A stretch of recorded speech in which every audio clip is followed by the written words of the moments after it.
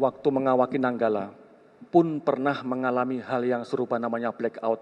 Tadi saya lupa menjelaskan. Apakah si blackout itu? Ada beberapa macam penyebab. Tapi yang pernah saya alami adalah itu jam 12 malam. Jam 12 malam. Blackout, saya sedang istirahat di lantai 3. Maksudnya lantai 3 itu karena tempatnya tidurnya adalah begini-begini, saya yang nomor 3. Saya langsung lompat. Saat itu posisinya adalah, andai kata ini depan, haluan, ini buritan, maka pada saat blackout itu berarti tidak ada tegangan. Sama sekali nggak ada tegangan, semua mati. Dan hanya lampu emergensi yang menyala di dalamnya. Posisinya adalah yang belakang ini langsung turun. Ini kurang lebih 45 derajat, bisa lebih. Langsung wood begini. Tidak sampai dengan 10 detik, itu sampai dengan 90 meter. Sehingga bisa membayangkan, bapak-bapak, ibu semua bisa membayangkan bagaimana posisi blackout saat itu. Padahal kita periskop depth. Ya. Kenapa saat itu? Kemudian saat itu karena maaf, bahasan saat itu masih ada bahasa Jerman, sehingga komandan kapal KKM itu memerintahkan Aleman Voraus. Apa Aleman Voraus? Kita semuanya berangkat ke depan. Tapi karena 45 derajat ini, maka kita merangkak. Di lorong itu kita merangkak. Ini mohon maaf, ini saya masih merinding semua karena saya mengalaminya. Merangkak, megang itu, pintu-pintu itu sampai ke depan. Yang dilaksanakan oleh KKM adalah menghembus tangki pemberat pokok ini sama tangki tahan tekan. Sehingga kapalnya bergerak naik. Apa masalahnya? Ada satu fuse yang putus. Padahal kita nggak tahu fuse itu di mana. Tapi karena kecanggihan KKM kami saat itu, pada saat itu, sekarang Laksamana Muda Purnawirawan, Mas Suri SH, langsung bisa ketahuan, langsung bisa diperbaiki. Alhamdulillah saat itu. Jadi itulah situasinya kalau blackout masuk ke dalam. Nah sekarang ini, kalau kita kena internal wave, maka itulah keadaan alam. Keadaan alam berarti kalau sudah terbawa sama arus, begini, apa yang dapat kita laksanakan? Nggak ada yang mampu tuh bisa untuk menggunakan keselamatan apapun, nggak bisa. Ingat, dayanya adalah 2 juta sampai dengan 4 juta kubik. Mampukah untuk melawan itu?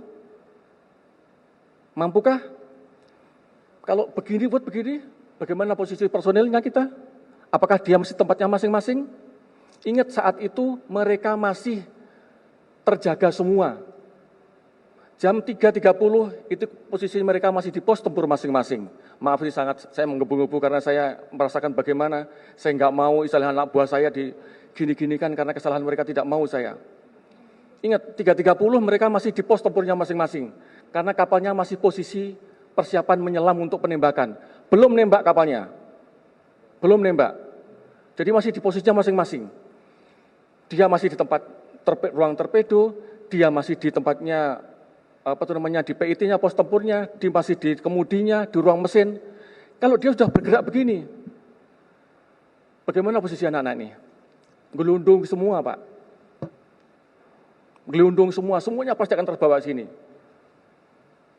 Cepatkah untuk bisa melaksanakan? Saat itu kalau mesti dia menghembus TPP atau menghembus tangki tahan tekan, sampai seberapa kuat untuk menahan internal solitary wave ini yang diakibatkan segitu besarnya. Nah ini mungkin bisa dilihat kembali nanti bagaimananya sehingga kita bisa, inilah yang kemungkinan besar bahwa terjadinya seperti demikian sehingga memberikan gambaran kepada rekan-rekan wartawan juga yang mungkin yang melihat ini bahwa sebenarnya itulah kondisinya. Saya bisa merasakan bagaimana yang adik-adik kami rasakan semuanya karena saya juga pernah merasakan bagaimana yang namanya jatuh. Ingat kalau 800 meter itu berarti tidak sampai dengan 1 menit kalau mestinya itu langsung turun ke bawah. Kedalamannya ini adalah untuk internal wave ini 180-an meter. Bus begini kalau udah masuk semuanya nggak ada tegangan yang tinggi, nggak ada tegangan untuk menjalankan kapal, maka dia akan terus turun ke bawah. Saya nggak bisa dibayangkan. Saya pun tidak mau bicara lebih jauh ke situ karena saya bisa bisa merasakan bagaimana suffernya mereka merasakan itu. Ya. kita nggak mudah untuk mengawaki itu, nggak mudah. Mungkin yang nggak pernah merasakan, mungkin gampang untuk ngomong.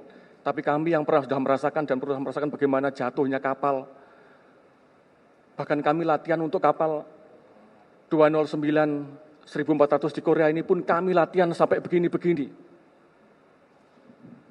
Kami tahu bagaimana untuk melatihkan itu. Jadi tambahan saya demikian. Maaf saya karena mau terbawa perasaan, saya nggak mengada-ada, memang inilah kenyataan yang sebenarnya. Terima kasih.